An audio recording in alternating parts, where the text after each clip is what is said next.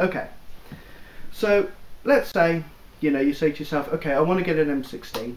You look on the internet, you look at the different shops, but they're all quite expensive, especially full metal ones. Now there's no reason why you can't get something like this. Now this is a G&G one, got a nice blowback action on it. It's an AEG, because AEGs are ideal to start, but I'll explain that a bit more in a moment. Now this one is actually plastic framed. Now like I said before, when you've got a plastic frame gun, you don't want to be falling on it.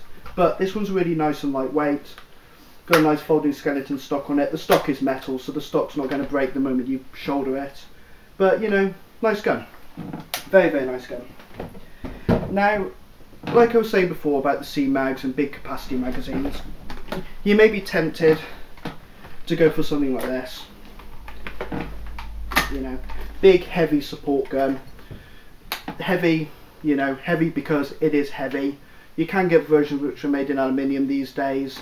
This one is, and I don't know what it is exactly. I think some of it's steel, some of it's various other metals, but it weighs quite a bit. Yes, you've got a big capacity mag, nice high rate of fire.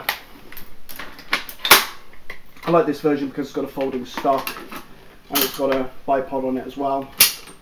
But more importantly,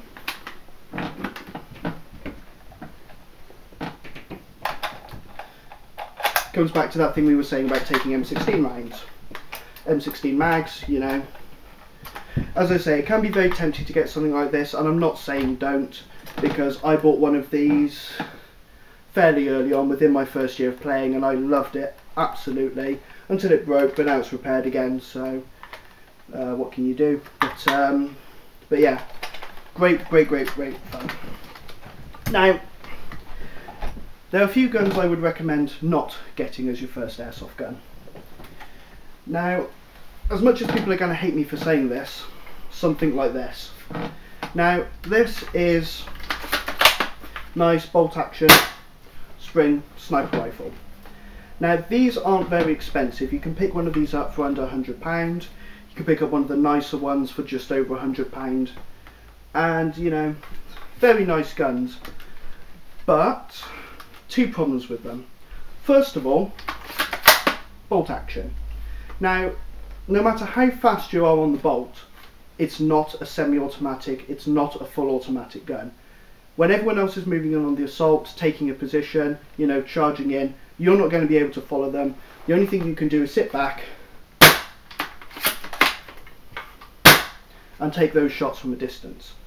Which is fine, but sniping in airsoft is not like sniping in real life or sniping in video games. When the BB leaves the end of that barrel, it's got a lot of things to contend with. You're talking about, normal kind of airflow, wind, breeze, anything like that will sway your shot. Also, things like leaves, grass, anything, absolutely anything will send your shot off target. And it can be very difficult, especially at long ranges, to actually hit something unless you're shooting in straight open areas. So really, for your first gun, I would say don't get something like this. Don't get a sniper rifle, don't get a single shot bolt action, or even something like my shotgun, pump action, because they're quite slow and you're going to find yourself outgunned quite a lot of the time. But there is absolutely no reason why you can't get something like this. Like I said before, nice folding stock, nice and short, carry that as your primary gun, and then get a sniper rifle later and carry the two, especially seeing as this isn't that heavy. Now, it can also be tempting to want to get something like this. Now, obviously you won't get this one because I built this one, but grenade launchers like my 203 which you saw earlier, some of the big 6-shot ones, various RPGs, you can get laws, some of the German Panzerfausts and various other things like that. I think it's Panzerfaust, I'll go have to look that up. But yeah, they're lovely guns.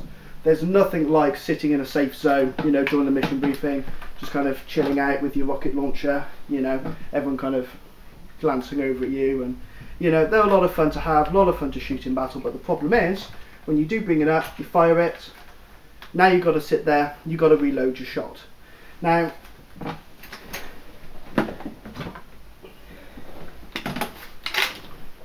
If you're talking about one of these BB showers or Mosscart grenades, whatever you want to call them, you know, got quite a few holes there. Some of them hold quite a few BBs. I know Madball used to do ones, I believe still do ones, which could hold up to 200 odd rounds. It's going to take you absolutely ages to refill these. And as we discovered, a friend of mine who actually has a 6-shot grenade launcher, I'll be hopefully showing that in the video when we come to talk about the Grenadier. The Grenadier's role in airsofting in one of the later videos, but yeah, they take absolutely forever to reload. You know, you can be sitting there, even with the speed loader, just that's one done, next one, next hole, all the way around, and it takes you absolutely forever to use them. So, like I said, I wouldn't recommend going for one of those first. And also things like this. Now this is a gas Mach 11. Now, absolutely lovely guns, great rate of fire on them. I mean, ridiculous rate of fire. One of the fastest guns you will ever use is something like this. But has a bit of a trade-off, because like I said before, this mag only holds 60 rounds. Some of the smaller ones only hold 30 rounds. And, you know, when you've got that fast action, you're spraying away and then your mag's empty. So you're sticking your mag in, you know. But you're going to be carrying a lot of mags to actually keep this gun fed. Whereas if you get yourself something like, you know, something like this, get yourself something AEG based, you've got lots of options on mags, nice high capacity mags or nice mid capacity mags, and you just don't need to worry about it really. So my recommendation, get yourself an AEG, preferably something M16 based, but doesn't have to be, and you know, have fun and see how you go with it, because there's no reason why you can't swap gun. You know, a lot of people buy a gun, use it for a while, sell it on and get something else. You know, you can do that as well. So just try things out, because you know, there's no guarantee that the first gun you get is one you're going to get on with. Try it in the shop if you can. A lot of places are quite good, you know, they'll let you get it out of the box and have a mess with it. But yeah, I would say for your first gun, M16 electric is the way to go.